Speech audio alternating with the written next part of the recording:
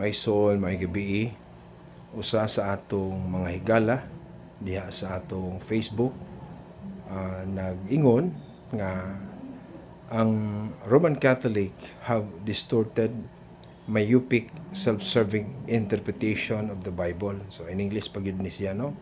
Distorted sa ato pa kanang sayop nga pag-interpret.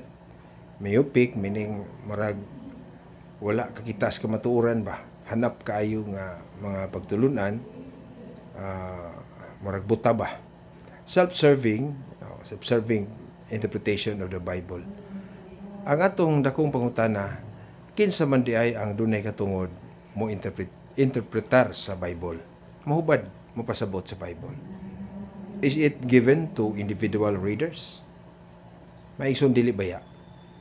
Mo'y hinungdan nga nagtukod si Kristo sa iyang simbahan. Aron ang iyang mga pili niya sama sa mga apostoles, mo'y gihatagan niyag otoridad.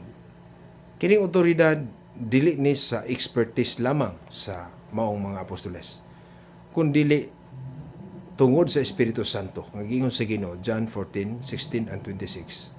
Nga ang Espiritu Santo mo kuyog sa simbahan ug magtukod o magtudlo sa kamatuoran. No, mo'y mugiya. And Christ himself as the head of the church, as his body, naa siya kanunay. Colossians 1:18. Matod pa niya, Matthew 28:20, I will be with you till the end of time.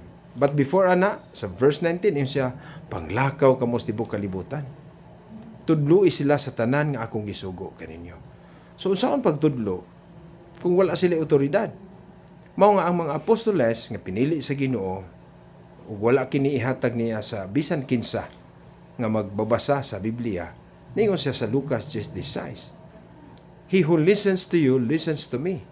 He who rejects you, rejects me. Mamati ka ninyo, mamati ka nako. Ang magsalikway ka ninyo, magsalikway ka nako. So, kining otoridad, naa kini sa iyang mga magtutudlo. Ug wala ni adto sa minibisan kinsa. In like manner, sama gud sa atong balaod sa Pilipinas. So, Constitution, for example, we can read and maybe we can interpret. But the authority, wala nato. No? Kisa may otorisado naman tayo gitawag og Supreme Court nga sila gyud ang final arbiter, sila ang final interpreter kuno sa ang atong balaod. Mao na nga ang Biblia wala gyud ihatag sa Ginoo aron hubaron ni bisan kinsa lamang. Mao na giingon ni San Pedro 2 Pedro 3:16, adunay mga tawo nga nagtuis kun unsay kamatuoran. Nga mo'y naghatag hinuon nila kalaglagan sa mga taong walay katungod nini. Kaysa 2 Pedro 1:19-20, lawom lagi ang mga pulong. Dunay mga panagna diha. Dili ka na buhat sa tao, kundi buhat sa Espiritu Santo.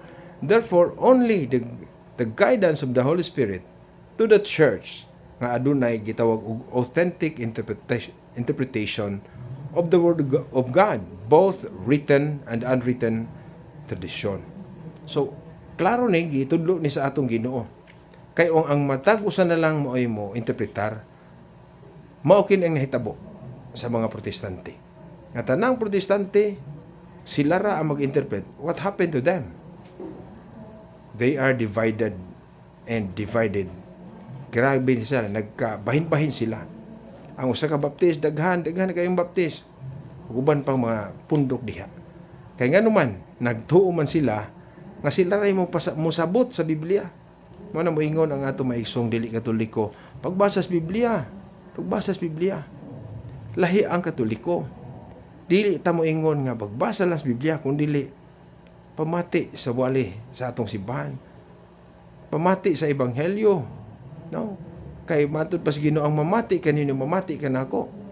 No, wala man gyud maingos Kristo nga ang mubasa mo ay makasabot, no? Ang mamati, no?